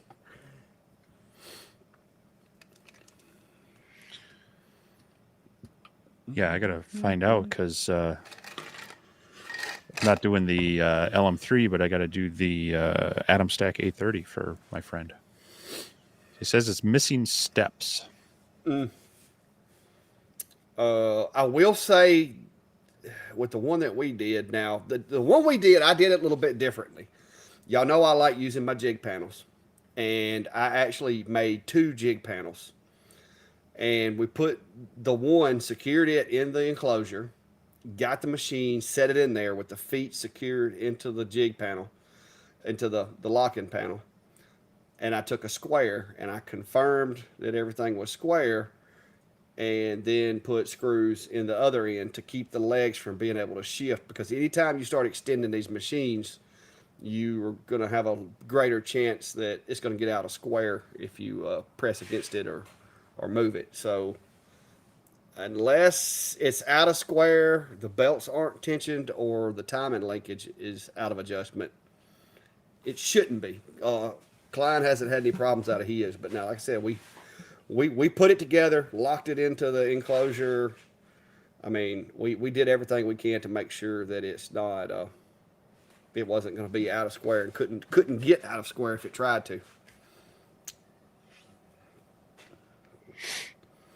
Same thing as with my enclosure beside me over here. Oh, see if I can add a camera. So going back to our earlier conversation about filament storing, Norbert did post some photos in our Facebook community group of his setup. And for anyone that isn't in there, drop the link there in chat. And if you're on my YouTube channel, it should be in the description. Facebook.com laser engraving community group. It's kind of a cool setup he's got going there. The pneumatic connector and a sealed serial container. So definitely worth checking out for kind of a DIY setup. Yeah. Yeah, that's the only other setting that I know of, Chris, is the I guess it's 132, the Max Y. Yeah. You do have to change that, or you have to double tap the home button. That's really the only problem that causes. But obviously, that's not causing it to miss steps or get off. All right. Questions, comments, concerns? But yeah, there's been some pretty cool stuff in the group. I saw, who was it the other day that was, what was that thing that they made? I'm losing my mind. I don't forgot what you call it. You talking Oh about the light? well, the sleigh competition. I guess everybody like, man, I didn't that turned into like they some folks come out with some really cool sleighs, and I like to think that I helped inspire that. But some of these guys, man, the work, like the multi layers, hiding all the connection points. I mean, that's some pretty awesome stuff. That made me feel kind of shameful of my little simple sleigh that I did. Yeah, but those things are kind of neat, and maybe that's something we should do is have some friendly competitions of, hey, here's an idea, and have everybody kind of make their spin on it, and then we can learn from each other's ideas and how they tackled that problem. So, Yeah. but yeah, it's again, going back to how we met. I like checking out what other people are doing and getting ideas from them, and that definitely has spurred on some pretty cool iterations of sleighs and such. Oh yeah. Yeah, that's so. I guess maybe we need to work that in. We need to be like, okay, make a whatever, like you said, and we'll post photos and then just see who can get creative with it. But I'm about to step my game up though, which I did. In my defense, I did do that design relatively simple because I wanted to do like a step by step video of how to make it. But man, some of these guys, I'm like, wow, I should have, I should have stepped my game up. They really, really did a good job. I don't remember if it was who it was, but he had like cut pieces to trim it out to cover up all the connection points. I mean, Mhm. I was like, wow, that's pretty impressive. Uh, Jeff's asking about he's looking at building his own portable shack to try his luck at craft fair. Wondering about doing indoors with the laser, and is the Comgrow smoke absorber sufficient? And suggestions for indoors versus outdoors. So a little bit of there. uh, I avoid doing engraving indoors. The Comgrow will get. I mean, I guess it depends on what you mean by indoors. Is it a rodeo arena or is it a small building? It's going to depend on that first of all, because if you're in like a rodeo arena or something like that, then yeah, the Comgrow might be sufficient. As long as there's plenty of air. But typically, I always like when I go to May May. She's got her open house event coming up here soon. Uh, I go out on the sidewalk. I'm under the canopy out on the sidewalk. Now, last year I about froze to death because it was cold that day. But I go outside because that way I don't have to worry about it. I avoid anything indoors if I'm going to be actually running the machine uh, because it's there's always that possibility that you're engraving inside and somebody walks by and suddenly has an episode and they want to try to say that it's toxicity. Yeah, it's just I think the risk of doing it inside, especially in the today's climate where everybody's allergic to everything and affected by everything. I think it's better probably just to stay outside in open air and not directly in like so that people don't have to walk right past my stuff. They can walk around if they want to, just as a precaution. So. So yeah, and I'll echo what you said. It's going to depend on the venue. So the thing I'm going to this expo, it's in a large space that they host large events. I mean, it's not like a ballroom or a store area. It's kind of an expo center. They've got large roll up doors that people I if I go at the right time, I'll be able to drive my vehicle right to where I'm going to be Yeah. setting up, and but then there's going to be CNC machines, there's going to be other stuff running. It's kind of the environment where people are going to excuse this a little bit. Yeah. um that being said, I mentioned a little bit earlier that I've got the Monport air purifier. I've got the X Tool air purifier for both the D1 as well as the F1, and I just started testing them this week. And I will say and I have the Comgrow unit. That unit really is a repurposed soldering station fume extractor. It's meant for a lot lower volume of stuff. Um, it doesn't move as much air as I'd like. The the Mon port and the Mon port and the X tool move a lot more air, and they have much larger filter boxes in them. So I'm a little more. I'll have a little more faith in them, but I don't have enough experience to with them just yet to say yes, they do filter enough that it's not going to be, uh, noticeable. But I did run one down in my basement shop on a couple of jobs for about an hour here tonight, and I will say that my eyes weren't burning. I wasn't noticing smoke. It's hard to tell whether I'm smelling the lingering smell of the stuff on my other. You get the residue and the stuff on your honeycombs and other things. So you kind of have that. I just call it the essence of campfire. Um, in your workspace anyway. But I notice it like even out in my garage. If I just run a quick test on a laser that's not in the enclosure and I haven't opened anything up yet, it doesn't take long for a 24 by 30 space to start feeling a little smoky. And then my basement area is smaller than that yet. So um, I'm hopeful that they will do a decent enough job that for some minor stuff at the show, I'll be able to do it. Now, how long will these filters last? I don't know, because the X Tool ones, I mean, for their unit, I think it's like $140 to replace it's a 3-stage filter pack. So if it lasts 8 hours on one filter, then no thanks. But if you can get, a good, be nice to get. I don't know. I'm not sure where that would be a reasonable cost. But for this kind of environment where you're looking at doing things on site, if it's the occasional use where normally you can vent it outside, but this is, when you're going to sites like that and you're going to use it sporadically through a show, maybe that, however long that lifespan of those filters is going to be worth it, because everyone knows being able to customize on site is a huge. Well, Clacken mentioned that he had other laser people asking him to make stuff for him them at shows because they weren't getting sales. So Yeah. Let's see here. My question moved.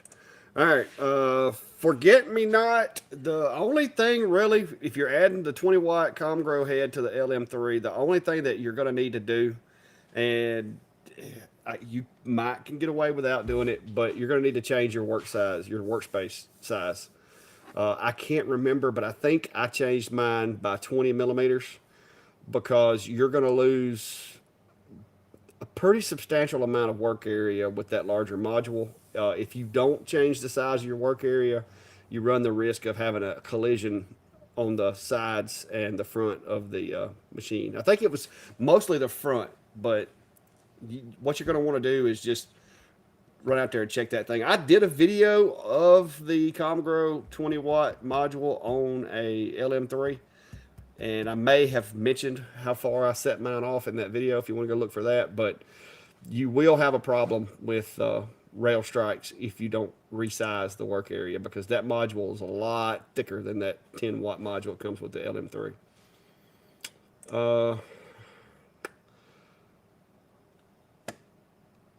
That's a good question, but it's going to depend on what you're wanting to do, because the P2, that's a big price gap between the two. Are you choosing between the two, or are you wanting to get one of each? That would be my question, because those are two totally different animals. yeah, and there are other options besides the P2 you could also look at. I mean, the P2 is a fine laser from as far as they pack a lot into that package. It is quite a bit bigger than our typical diodes and such, but the working area isn't huge. I think you'd have a larger working area with the Niji Max 4 by just a bit. But with the P2, you do open up a lot of options for cutting different materials you can't with the diode. The acrylic's going to be much easier with that. Your speeds are going to be much faster. But it's also, you've kind of got the P2 on one hand is very much pull it out of the box and use it. There's some things you need to do, but The Nijis are great, except for you got to kind of figure out how you want to set it up, where you want things. You have to mount it. You don't have to, but we found our recommendation is definitely you're going to want to mount it to a board, and then you're probably going to want to build an enclosure around that. So, um, and as Clack mentioned, the price difference is pretty great there. Um, I haven't looked too closely at it, but Thunder Laser just came out with a new desktop style machine that looks very interesting, and I think it's going to give the P2 a run for the money. It's their Bolt. It's a 30-watt RF machine, which means there's no there's no water chill. You're not gonna. It's all air cooled. You're not going to overheat it.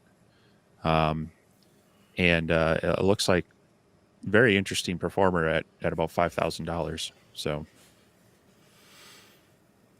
Yeah, but that's what I'm saying. That's two. In my opinion, that's two total different spaces. You start mhm. talking about the P2 and the Niji 4. I mean, that's woo. That's a big price gap. Right. No, I think, and it really, those are kind of getting above the hobbyist wanting to have fun. Unless you're one of those people that, if you've got that kind of hobby money, I want to be your friend, right? Um, this is more of you're seriously looking at a business. You're looking at which one's going to give you a return on investment or paying you back, what's going to give you the most flexibility in what you're doing and speed. So you're getting into, when you're looking at the P2 or the Bolt or anything like that, that's definitely you either have a very serious hobby or you're starting to get into business. Mark, in my opinion, that's just a good use of tools, sir. That way, they're perfectly the same size. I mean, I cut all kinds of stuff with the lasers, I but mean, I've marked out pies for slicing on the laser, right? You got to be exact, otherwise people are going to fight over the pie. yeah, yeah. I mean, lasers are awesome. I almost want to bring a pizza and see if I can cut a pizza into slices with a I've laser. seen it done. Oh, have it? Somebody's done it already? Oh, Yeah, yeah, because I've had friends send me videos of that. I'm like, yeah, I'm not, no, not doing that. yeah. But yeah, it's amazing what you can do. Like I said, I've got a supposedly another machine that's going to be here before too long that I'm really anxious to try out. Uh, and like I said, I really wasn't expecting the Niji 4 to show up. They had reached out to me, like, whenever they reached out to you, what was it, like 3 or 4 months ago? Hmm. And I hadn't heard anything from them. And then my neighbor calls me and said I had a package at their house. Because apparently somebody mislabeled the address. So it went to one of my neighbor's house. So they called me to come pick it up. But yeah, it's I'm trying to slow that down a little bit, but some of these new machines that are coming out, guys, are just very intriguing. Oh, Steve got by the F1. He just had to try it. So, Yeah, and it's turned out to be a cool little event machine, I think. I think so, and then that's uh, I'm hopefully going to get my video finished up here in the next couple days, but I keep playing around with it. And yeah, I think from a small portable engraving some things at an event, that F1 actually does a pretty good job at most things that I think you would want to do at an event.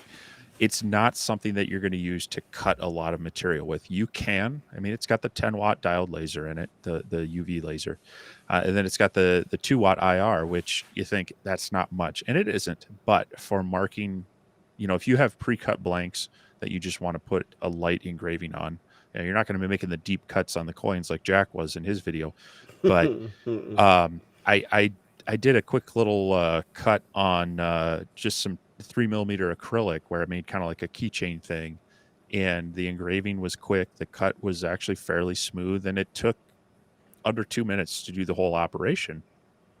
That's that's like that's just the perfect. You're at an event, you can run that through really quick. They have their little portable fume extractor as well. Again, I'm testing that out to see how well that functions. But yeah, I think, as far as if that's what you're doing, you're going to events and you want to be able to engrave on some small items. The other thing, and this is something to consider, not just the smoke, but the light. You got to make sure that people wandering by your booth or waiting there are not going to get flashes of laser light, and that X tool has that kind of green shroud that slides down over the whole thing, and does a pretty good job at protecting. There's not a lot of possibility for light leakage there. So yeah, I think from of an event type laser, that's an awesome one. And I was kind of I've been having fun with it, and it's gonna be great for me to take to this woodworking expo as well, because it doesn't take up a lot of space, and it can show both metal and wood, leather, acrylic with it. So Yeah, I just found another comment that I missed earlier. I don't have a Rolly Lasermatic, but like I said, I'm working on a video, guys, that'll basically, for some of these all-in-one machines, I'm hoping that you'll be able to kind of outfit your own panel, so to speak. And then if you wanted to use item files or whatever, but that's what I'm working on. But I don't even know the inner. I don't know how inside of a Rolly works. I don't know if the honeycomb is fixed or if it's floating in there. Or there's a lot of variables that goes into them when you get into those machines like that. But I've got one that's similar that possibly could be coming, but I don't know if it's not gonna be the same. yeah, that's an interesting thing coming forward. Is I think I think there's a few more all enclosed lasers coming out, and that's going to definitely change how things like your jigs work. But Hmm. it's also an interesting. I think it's good because that moves them closer to more of like a class 2, class 1, where it's actually trying to you know protect people from the laser light, and they have things that you may or may not be able to disable that.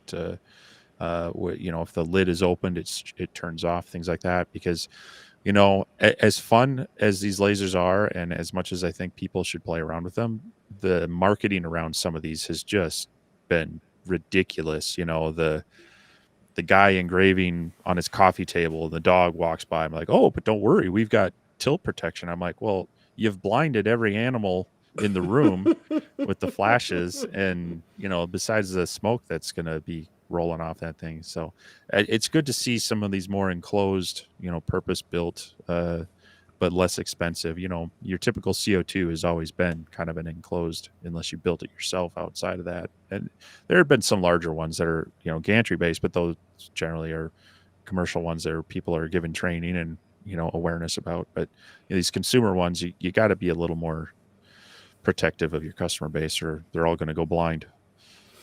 Yeah. Well, Chris, that's good to know if it is a fixed honeycomb. That would make it easier.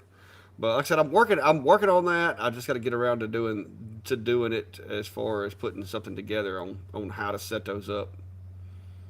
Uh, how to really set up.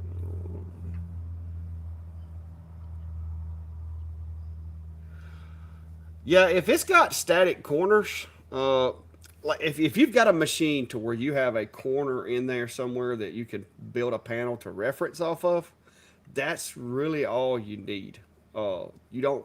The whole objective is that you have a fixed point that is attached to that machine that will never change, and you basically are referencing off of it, whether it's connected to it, pushed up against it, or whatever the case may be. That's if you can do that, then you're golden. Uh, and like I said, a lot of the bigger CO2 machines, if you have that corner that you can just reference index off that corner, you're good to go. So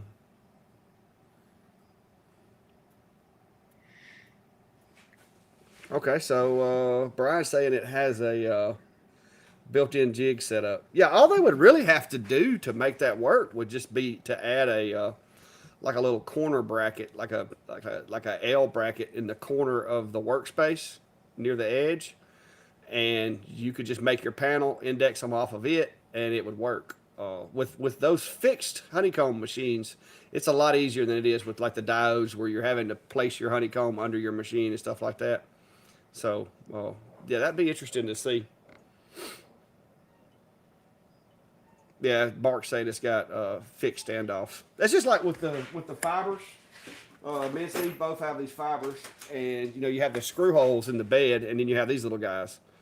Uh, if they did something similar to that, that's really all you need is like two of these corners right here. That's it. I mean, and you can make it work. After that, it's just all about file design and saving.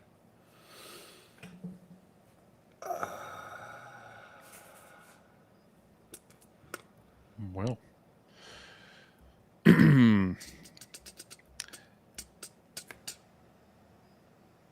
any last questions for us? We're kind of sneaking up here on 2 hours, and Yeah, and I love looks y'all, like but looks like you need to get in your inversion table or something. no, I'm not getting on it tonight. I got on it last night and almost couldn't walk after I got off of it. Mm. I'm gonna go in there and ice pack and try to get some sleep because last night, man, medicine would wear off and I'd wake up about to scream. So yeah, I've got a big day tomorrow. Got to get up early in the morning, drive all the way to Birmingham, and let's just pray that this thing is successful and my pain level subsides because I'm really tired of this whole leg cramp thing. Play Batman. Oh, hang upside down. Yep. Yeah, I have to avoid heat. My doctors have told me that with the nerve being the way that it is, to avoid heat. So I don't know. I'm just doing what they tell me. Yeah, well, if it's that preformis muscle, there's some stretches that hopefully you've been taught that can really help that out as well. Yeah, well, the nerve getting pinched, and then it's just a series of unfortunate events. Yeah, I was there a few years ago with that, just shooting pain down your leg and such from it, and Mm-hmm. uh, yeah, it's no fun. So, but so, well, here's one from John. Saw this earlier, we missed it. He's working with a anniversary gift. He's got a original color wedding photo using Lightburn, adjusted the image, tried on basswood, cherry, poplar, and slate. The background is too bright and not as sharp as would hope. So I guess it depends on if the background really needs to be part of the photo or not. I would try running that through a background removal tool first, and then you can just focus on the subject of adjusting your image that way. If you need the background and it's too bright, sometimes some of those photos are just, you almost have to then get really complicated with them. You're going to have to kind of split out the background from the foreground and individually adjust them, and that gets into kind of advanced photo editing techniques. All right, what's up with this Chadley person? All right, let's fix that. All right, don't come in here spamming. Lesson learned. Um, but from there, yeah, a lot of times, Lightburn you can do a lot with for adjusting the photos. But I like to play with them a bit outside of that if I'm really struggling with it. So, you might want to try the, what is it, Imgur, Imager, whatever. Imager. Yeah, It depends on where you're from. yeah. There's they've got some pretty good tools that can sometimes, you can put in your parameters of what you're trying to do, and they have those. They're free and their paid version, and it might be worth it for a specialty photo like this if you're having trouble using the Lightburn controls. Try running it through that, and then when you do run it through that, though, when you bring it back into Lightburn, you want to make sure you check that pass-through button on the image settings. Otherwise, it'll try to do more processing within Lightburn. The pass-through tells it to ignore any of the Lightburn stuff. So, Yeah. Yeah, guys, I don't. it took me a minute to realize that that was a spam or whatever the heck was going on with that. But I don't know what it is with people thinking that stuff like that like bothers me. I mean, I get these comments sometimes, and it's just like, okay, seriously, but whatever. But now, guys, I blocked that whatever his name was, Chadley or whatever. So y'all won't be seeing that no more. Sorry, it took me a minute, but I was trying to find it. Yeah, it's not easily built into this tool. You kind of got to go over into YouTube and get at it. But No, actually, I found it. If you click the three dots on the comment, there's actually a block list. oh, look at that. Oh, well, let me You try can it. Let me even try it on. Let me try it on Brian. No, I mean, yeah. Chris. Yeah, Imager. I get that mixed up because there's also a photo hosting site called Imgur or something like that. That that's more of a photography site, and so I'm always kind of jumping between the two and mispronounce them and such. So Brian wants to know what did he do. he's a guinea pig, right? Yeah, Brian's kind of the catch-all. Well, now you've done it. I got a warning saying I need to reload my page. Oh, it went away. Well, Anyway, that's because I added that guy just in case he comes in from Facebook. I added him to the blacklist on Restream. all right. So, yeah, we won't have to worry about that guy no more. Um, Yeah, Mark says there's an app on the iPhone. Juxtaposer is pretty good at cutting things out of images. A lot I mean, even Snapseed on is a mobile app, but even the native photo apps on both iPhone and Android have gotten really good at being able to process and take things out of them. So, don't feel like you have to spend money on a special application to kind of get your photos working right. That obviously there's a lot of people who like and can afford those tools. But there's a lot of free ones out there that'll do some good with playing around with. So Yeah. Well, hello there, Eddie from Japan. I tell you, we're getting people from all over nowadays. One thing I would say too is before you bring the image over into Lightburn, no matter what program you have, whether it's the Windows program or the Mac program or whatever, if you'll go ahead and turn it to a grayscale before you bring it in, I have a little better luck because they have a little stronger, I guess, processing power. Those programs do, and it seems to do a little better. I changed them to grayscale, and then I kind of raised the contrast up a little bit before bringing them into Lightburn, and really don't have to do much of anything to them once I get them in there. mm-hmm. So, and like I said, most any program, like you said, it doesn't have to be real high speed to be able to do a good job of processing them. Hello, Don from Iowa. Yeah, you're catching the tail end of it there, Don. we've got to kind of cut it short tonight, or I say cut it short. We're almost at 2 hours, but you can always go back and watch the replay or listen to it, whichever you choose. Well, do I have to stay late since I didn't quite come on time? I mean, you were late getting here, but I got to stretch this back. just, Yeah. I'm just getting old, Nope. guys. That's all there is to it. Oh, and Well, it's terrible. It's terrible, but I'm gonna have to take some time off this week after having this thing. So I don't know. I can't be driving, so I can't go to work Monday or Tuesday. So I guess I'm just gonna have to like sit in the house and make files and 3D print some stuff or something. yeah.